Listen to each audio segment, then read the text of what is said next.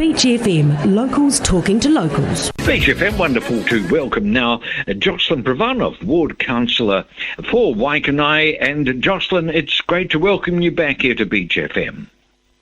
Good morning, John. How are you doing today? I'm excellent, and I believe at the council meeting yesterday, which of course you were part of, what happened there, Jocelyn? So yesterday was a Strategy and Operations Committee meeting, and so it was about 4 hours or so long, and so at that meeting we had quite a few reports presented to us. One of them was the Residents' Opinion Survey annual report, and so what that does is detail there's a whole lot of KPIs or benchmarks that the council wants to try and achieve on a yearly basis, and so it was actually running through those to show how you're tracking. KCDC exactly, and I think really KCDC is doing pretty well in relation to those benchmarks that have been previously set. It was quite interesting to note that there is a little bit of variability from one quarter to the other, and it's measured in a quarter. And COVID had a little bit of an effect, but really not too much of an effect.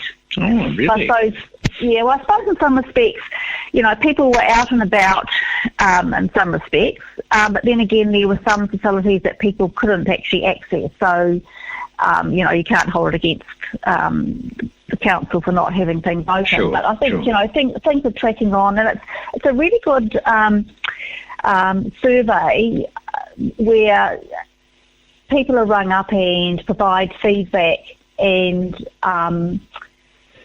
so you can actually really see, what the community's perception is of how things are tracking. It's a whole raft of areas that are actually covered.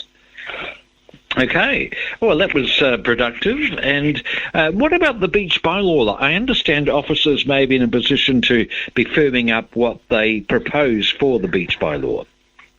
Yeah, so that work is progressing. So we've been through an informal consultation period, and now we're going through the process of looking at potentially what is going to be in a new document. And on the 24th of September, the document that is going to go out to formal consultation is going to be presented to the council. Yes. And so once that's actually adopted, then there will be the formal consultation period. I think it's probably going to be about 4 weeks or 6 weeks, which will cover going from October and November. Mm-hmm. And hopefully the aim is for the bylaw to be finalised in February and March next year. So it has to be done by the end of June next year.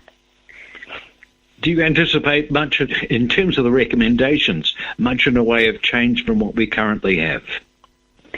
So I can't, it's certainly not finalised at present, but I think not a great deal of changes, but I think the information that came through on the informal consultation was about enforcement, and so there's some thoughts in there about how, maybe that could work, but it's still a really, really hard thing to try and resolve when, the police have to do a lot of the enforcement, and you've also got DOC and you've got Greater Wellington, and KCDC staff have got very limited powers at this point in time as well. So it's actually really, really tricky, and there's lots of different views out there in the communities as well. So I think the council staff are actually starting this process very, very early on in the piece, so that we're actually not up against the wire and having to make a decision when people haven't had the opportunity to voice their views on this, and even for councillors to actually to have a really good conversations with their community as well, and to have a good good think about it themselves. Yes, it is very difficult, isn't it? And as you say, a number of jurisdictions involved here, which really means that any policing has to be at a level above, which means at the national level. And it's difficult to impress on national authorities priorities that may be passionately held by local communities. Yes, well, I think also too, it's pretty apparent that well, we have a long beach line, and different areas have different issues, and whether or not some of those issues can be resolved individually in the bylaw, or whether there's a blanket, there's some blanket thoughts that goes on. Time will tell on that. Indeed. But, I suppose the police too, I suppose one of the things too that we are actually looking at is, so if the police apprehend someone and the fine the current fine is $750. Yep. And I think in many respects, from what I'm hearing, is that the police feel that is quite an unpalatable amount of money to charge someone, particularly for, potentially doing something that is not actually permitted within the bylaw, but actually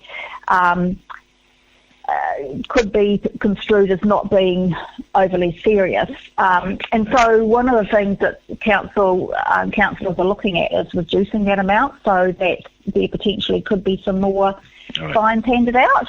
Do you think there could be a kind of a sliding scale where for the more minor incidents there could be a lesser fine?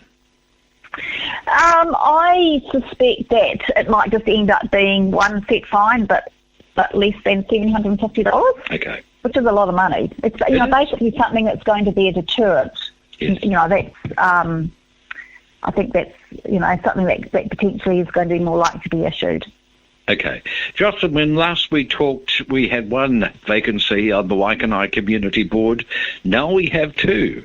I have to ask you, is there something wrong with the Waikanae Community Board? Is there something wrong with the dynamic there, do you think? Well, no, there isn't. There isn't. So obviously, Jill Griggs, she's actually resigning. She hasn't actually done it yet. She's just given notice that she is hoping to resign on the 18th. So she's got to put that in effect. I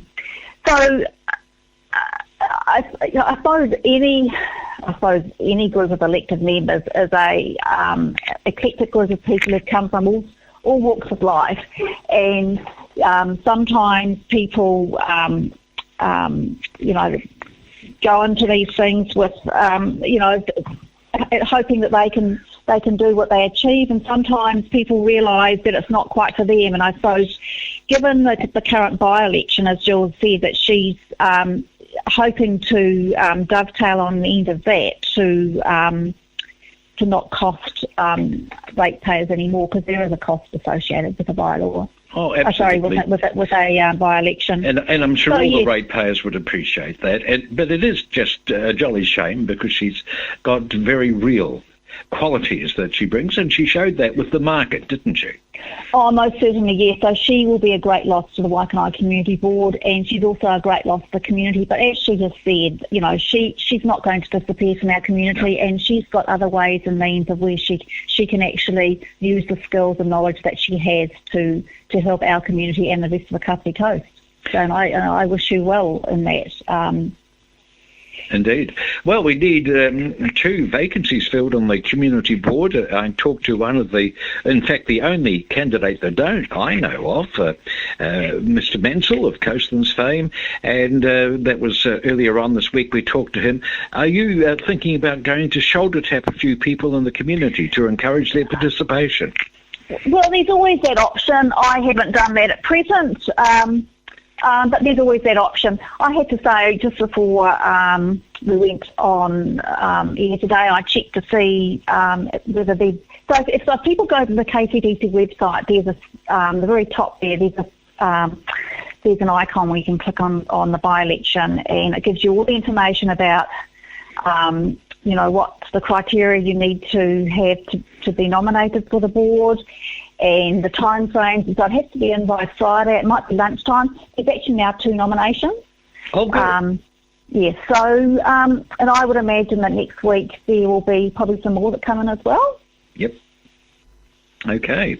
Well, that's rather promising then. So we've got a week and a bit to go. So anyone who's interested, I really love this layer of community democracy because it feels just like the town hall to me.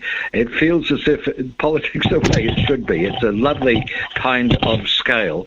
And I'm sure that you, having had some experience on the community board, and you still attend those meetings, I believe, as a ward councillor, you may agree that this is a very pleasant way to get involved in politics. Oh, most certainly it is. And, if people... it really gives you a great understanding about how local body politics works, and it's a really good way into becoming a councillor as well. And it gives you a great understanding for all the work that is actually done behind the scenes in our community. That's right. There is a heap, and there has been a heap in recent months, that's for sure. Jocelyn Prvanov, thank you very much for joining us this morning here on Beach FM. Okay, thanks very much. Have a nice day now. 106.3 Beach FM.